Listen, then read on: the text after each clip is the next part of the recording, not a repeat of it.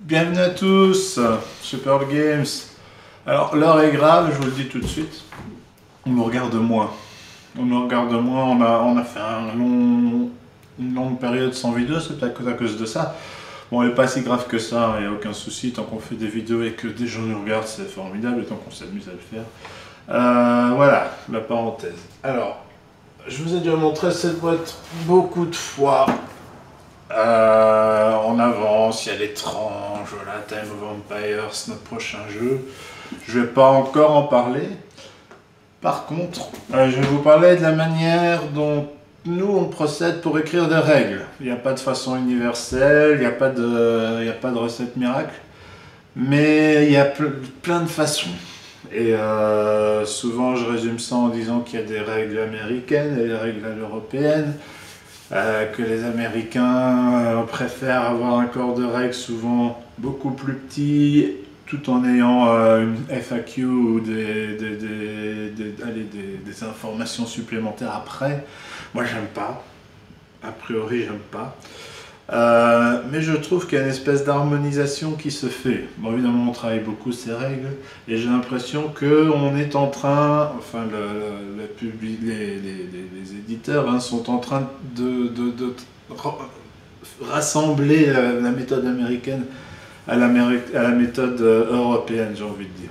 Donc, Time of Empire, on les imprime parce que c'est plus facile pour les lire et pour faire des commentaires. C'est pas les commentaires, mais il y a des commentaires de partout. On travaille par aller-retour avec Martin, qui a écrit j'ai écrit une première version, je crois que même Renaud qui avait écrit une première version. Pour moi, c'est un long processus qui doit commencer le plus tôt possible. Déjà parce qu'on ne doit pas oublier les idées qu'on a eues, ça c'est important. Mais aussi pour essayer d'aller vers une forme de s'approcher d'une forme de perfection, ce qui est totalement impossible. Donc, je dirais pas que c'est ma force en plus de base, parce que je suis pas un littéraire, je suis un ingénieur, et typiquement j'aime pas que les répétitions. Je trouve qu'une bonne règle n'a pas besoin que d'exemples, ce qui n'est pas ce que les gens ne pensent pas toujours. Donc voilà, j'ai mes défauts qui ont fait que la règle de 3 sur 8 pages, c'était trop peu à l'époque. Il fallait en parler de manière beaucoup plus, il fallait des caractères plus grands, plus d'images, tout ça, mais on apprend. Ça n'a pas empêché le succès de 3, et par Fenanti, j'ai jamais réécrit les règles, ce qu'il faudrait peut-être refaire un jour. On n'a pas tant que ça de mauvais retours. On les avait au début, mais il y a plein de vidéos qui se sont faites depuis, et donc c'est pas un besoin réel que de les réécrire, je pense. Du coup, on ne le fait pas. Bon, chouette. Time of Empire, Black Angel, on a fait des règles d'une extrême beauté, je trouve. Elles sont superbes. Yann O'Toole s'investit beaucoup, Renaud s'est investi beaucoup. Les retours n'étaient pas exceptionnels. Voilà, pourquoi? Parce qu'on écrit un peu petit, parce qu'on écrit un peu petit, je trouve essentiellement, ça doit être ça. Il y a beaucoup d'informations. Il y a du visuel, mais pas assez. Donc on a senti qu'on devait encore s'améliorer. Du coup, on essaye. Et moi, je suis convaincu qu'il faut s'inspirer des autres dans la mesure de savoir ce qui se fait, de se mettre à niveau. On va pas vendre des carrioles alors que des voitures existent. Et donc, j'aime m'inspirer des règles des autres pour voir un peu comment ils ont fait, pour voir un peu le succès qu'elles ont. On regarde beaucoup, c'est la meilleure façon de progresser. Je parle d'écriture des règles, je parle pas de voler des idées de game design, même si ça arrive parfois de façon implicite. J'aime beaucoup les règles d'Ensim Gluck. Donc ici j'ai Adara, j'ai Marco Polo 2 que je regarde pas mal. J'aime beaucoup les règles des checks de CGE. Donc je regarde pas mal Under Falling Skies, mais plus encore Lost Ruins of Arnak. Alors, je vais pas vous mentir, il y a un travail d'équipe là derrière. Où est-ce que j'ai vu ça? Où est-ce qu'ils ont écrit ça? Voilà. Bon, je vais vous montrer ça d'un peu plus près. Je sais pas si vous voyez, ceux qui n'ont pas le jeu. Hop, voilà. comme ça. Ça, c'est la liste des noms de personnes qui ont participé à l'élaboration du jeu. Nous, on est 3. Alors, je dis pas que c'est toutes des personnes de CGE, il y a des testeurs, mais il y a beaucoup de personnes de CGE pour la direction artistique, pour l'art, pour la 3D, pour l'écriture des règles. Toutes des personnes différentes. Ils ont une grande équipe qui leur a permis, à mes yeux, de faire l'une des meilleures règles que j'ai simplement dans ma ludothèque. Pourquoi? Parce qu'il y a une idée par page. Bon, c'est pas un jeu très compliqué non plus, qui pour le coup mécaniquement n'invente pas beaucoup, mais le tour on fait un jeu formidable. Et les règles sont formidables aussi. Alors il y a du graphisme, il y a plein de choses très très bien faites. J'avoue que pour Time of Empire, on se sera beaucoup inspiré d'Arnak. Pas de tout évidemment, mais on se sera beaucoup inspiré d'Arnak. Et aussi, alors les règles, beaucoup vont dire qu'elles ont été mal traduites. Bon, c'est des collègues qui l'ont fait, donc je suis pas d'accord. Il y a un point qui peut être un peu compliqué, mais tout le reste, pour moi, c'est pas de la mauvaise traduction.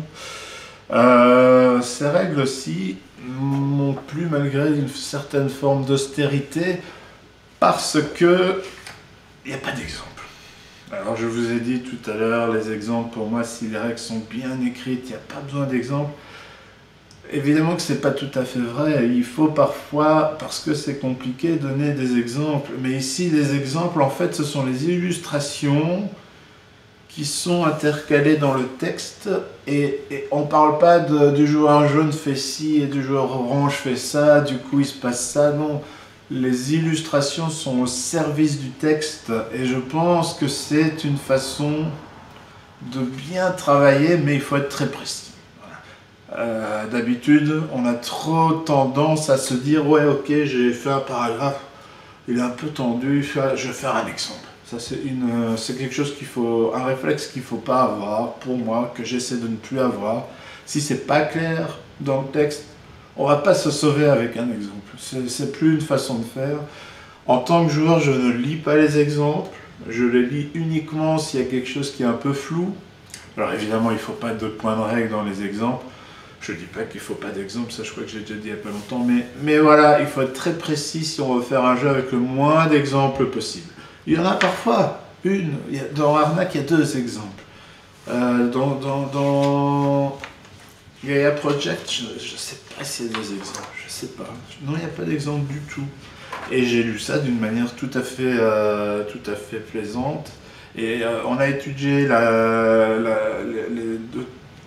les 2, 3, 400 derniers avis sur Board Game Geek des joueurs. Ça me fait plaisir, je fais comme Jerry Seinfeld. C'est dommage, on ne peut pas rire plus que ça quand on est tout seul, mais c'est pas grave. On a étudié les derniers avis de Board Game Geek sur toutes ces règles, sur d'autres règles, et on essaye de saisir ce qui plaira à un maximum de gens, sachant qu'on ne peut pas plaire à tout le monde. Voilà. Et à Arnak, personne dit que la règle est mauvaise. Il n'y a aucun exemple, les gens ne s'en rendent même pas compte en lisant. Ils lisent, ils jouent, livre. Et s'ils doivent aller voir un point de règle, il y a la page. Il y a la page où le point de règle sera présent. Voilà. Donc écrire des règles, c'est compliqué. Pour moi, c'est un process qui doit être commencé dès le début, sur toute la durée du développement des jeux.